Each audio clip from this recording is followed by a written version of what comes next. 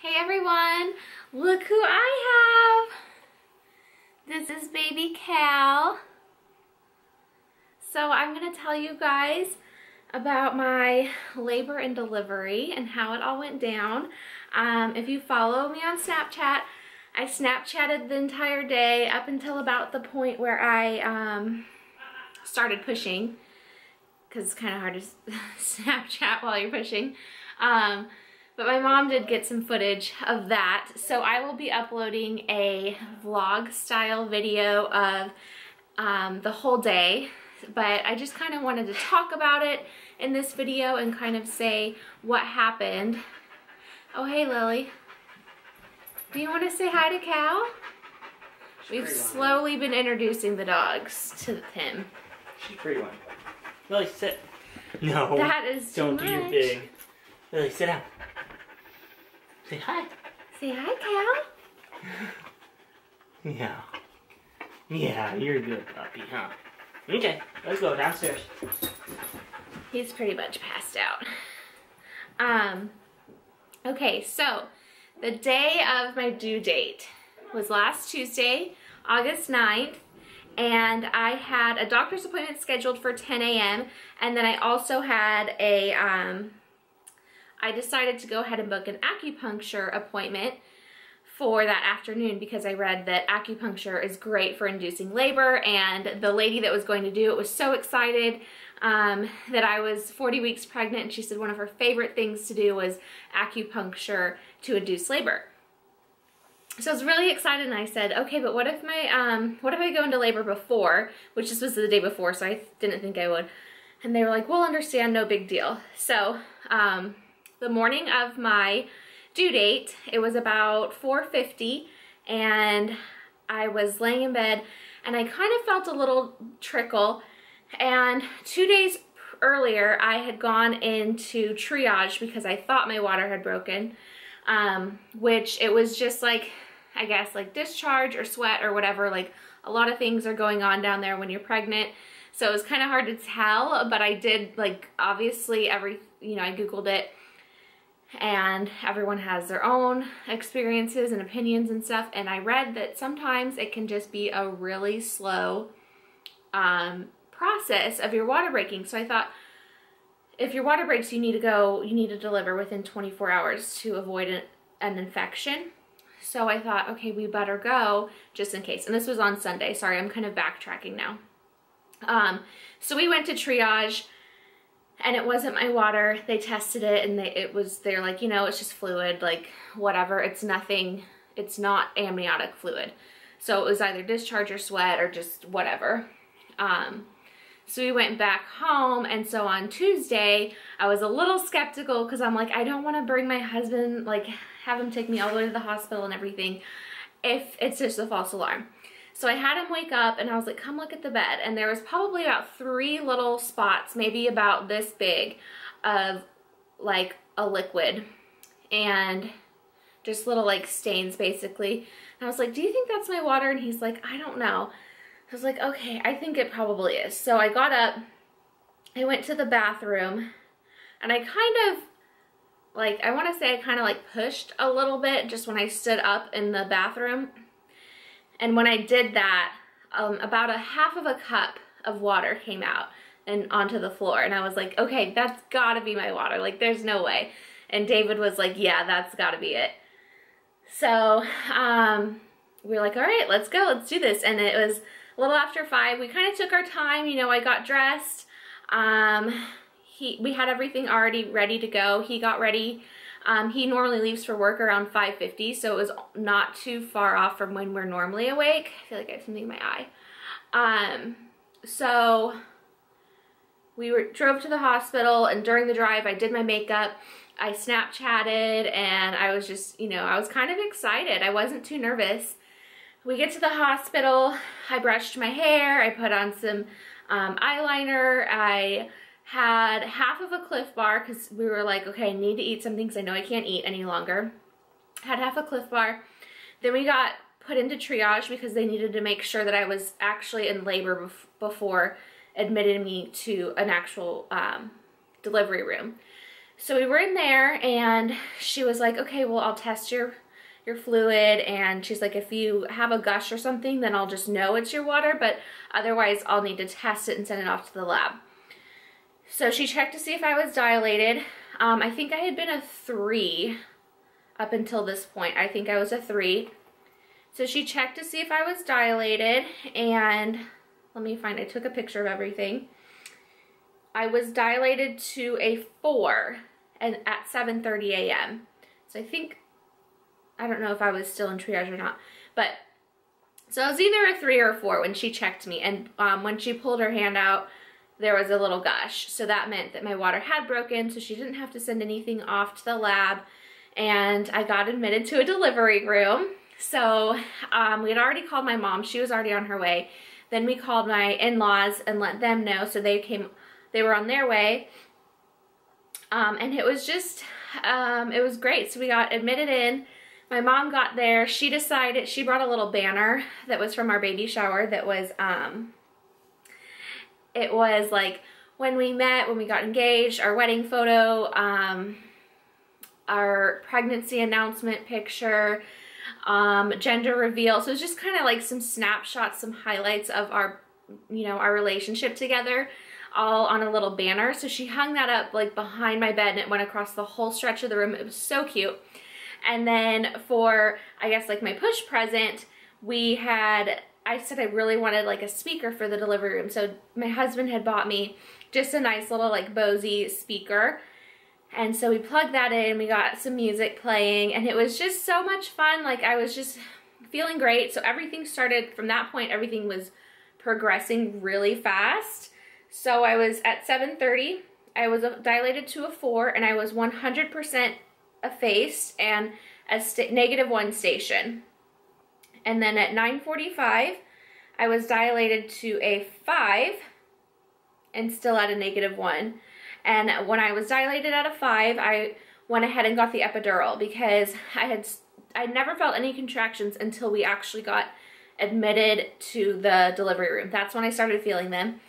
And they were mild at first, and then they started getting really, really bad, and just, they were painful. I was holding my husband's hand in one hand and my mom's hand in the other, and they were just really sweet, just talking me through it and getting me through. And by the time I was dilated to a 5, I was like, okay, I'm ready for this epidural. So I got the epidural put in. That was no problem.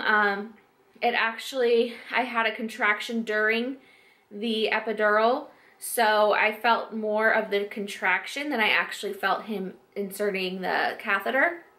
So that was great. And it started working pretty much, it started working really fast, and I couldn't feel the contractions anymore. It was great. Like, they were watching, they were like, did you feel that contraction? And I was like, nope. So it was awesome. And then by 12:15, I was a 6. And by 1:15, I was still a 6, and I was still at -1 this whole time. By 2:15, I was at an 8, and I was a 0 effaced. And then by 3:30, I was fully dilated and 100% effaced, and I was at a station of +2. So I was ready to go. It was time to push. And that's when it started to slow down. So we started pushing. I could definitely feel my contractions. I was so nauseous. I could feel my contractions 100%. It was really, really hard. So we would push 3 times, take a break, and then the next contraction, push again 3 times. So I pushed for, maybe I did that about 2 hours probably, and it was just exhausting. It wasn't even painful. It was just exhausting. Like, I was so tired, and actually every time I wasn't having a contraction, I would just lay like this and take a little nap. Like a, 2-minute, 1-minute nap. My husband was down on one knee, holding one leg, and then there was an intern or something. Poor thing didn't know what she was getting into. She was holding my other leg. The nurse was at the end, and then my mom was up by me. And after each push, she would give me some Sprite or water, and then she would just like dab my face with a cold cloth.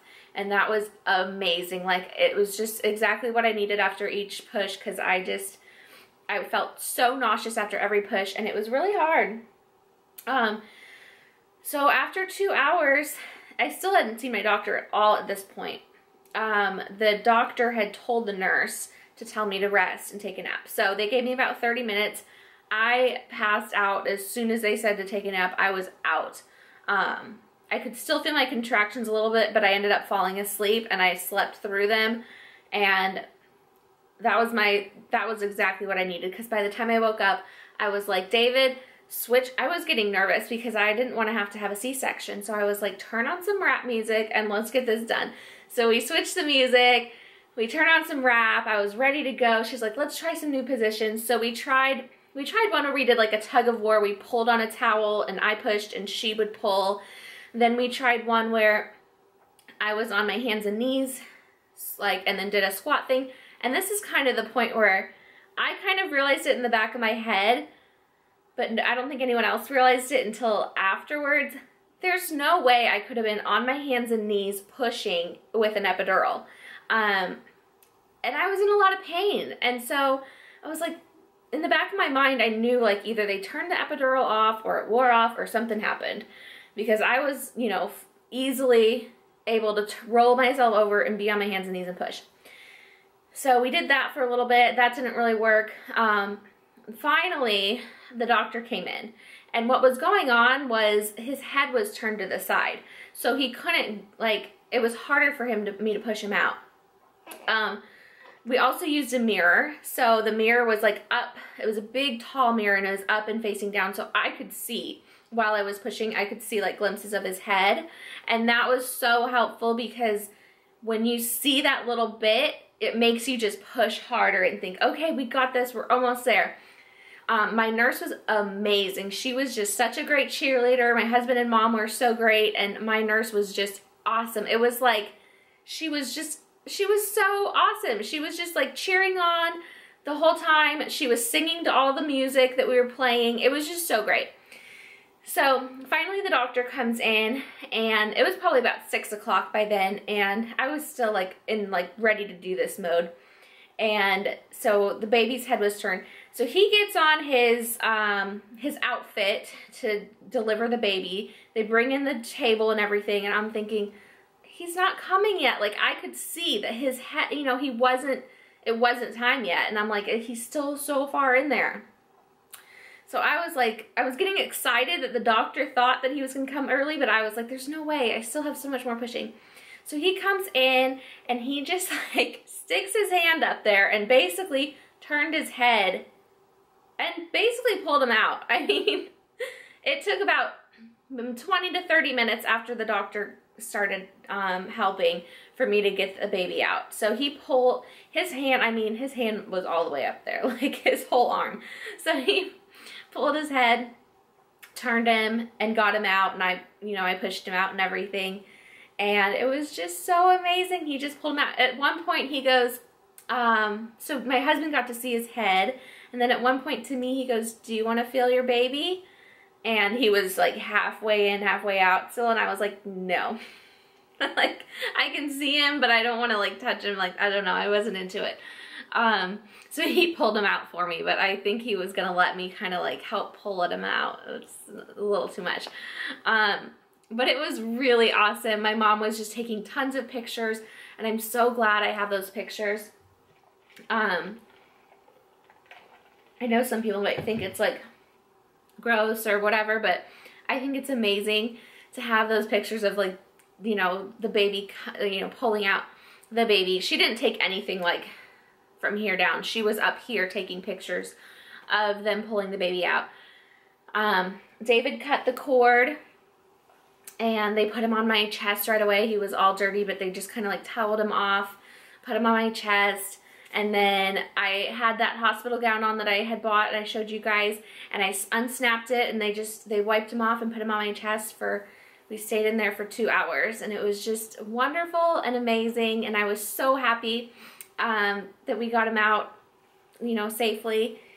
And I do think maybe if the doctor had come in a little bit earlier, we could have expedited the process, because I mean, as soon as he got in there, he got the baby out like right away. So I kind of pushed a lot on my own before, and I feel like I didn't make that much progress until he came in and helped. But I'm just really glad, because I was very, very fearful that I was going to have a C-section since it was taking so long.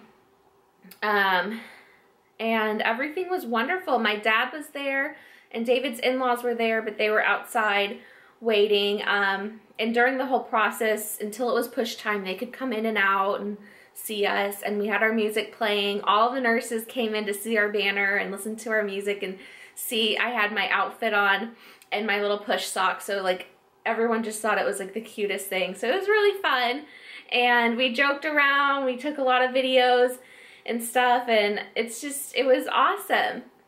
Looking back, I'm like, it wasn't that hard, but I know that it was when I was doing it, but it wasn't that bad. So that is everything, and I will upload a vlog of the whole entire day so you guys can see that as well. So thanks so much for watching, and I'll talk to you later. Bye.